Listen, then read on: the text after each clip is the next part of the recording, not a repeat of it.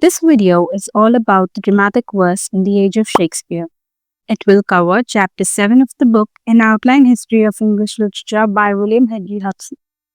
The objective is to make the information in that chapter easier to understand as well as to retain in memory. So let's get right into it.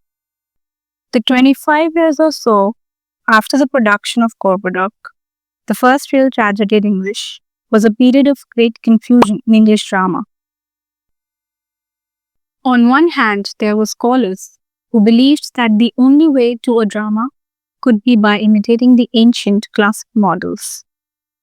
While on the other hand, were writers and actors who knew that their miscellaneous, unscholarly public cared only for exciting plots and vigorous action. The finer details of art didn't matter to them. Thus, they rejected altogether the classic conventions. The classic models are also called the Senecan models. Senecan tragedy refers to the set of 10 ancient romantic tragedies. There was thus a temporary conflict between the Humanists, who stood for classical tradition, and the strong national taste of English public, who demanded newer kinds of drama. In the end, the national taste triumphed and romantic form of drama got established. This was so established by a group of university men named University Wits.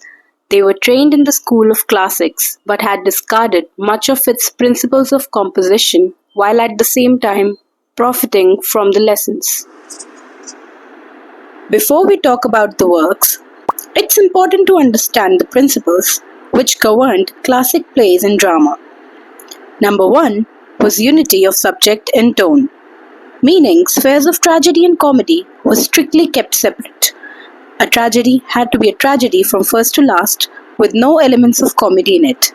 Likewise, a comedy had to be a comedy without the slightest hint of a tragedy. Number 2 was no dramatic action. The incidents composing the plot used to be reported to the audience in the dialogue form.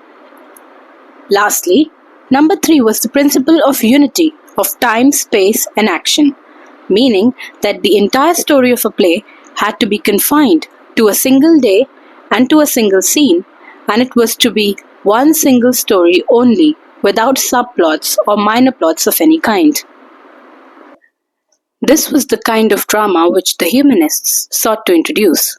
We are now also in a position to understand the opposite kind which Shakespeare's forerunners established in its place for romantic. Thus, in this new kind of drama, every classic principle was violated.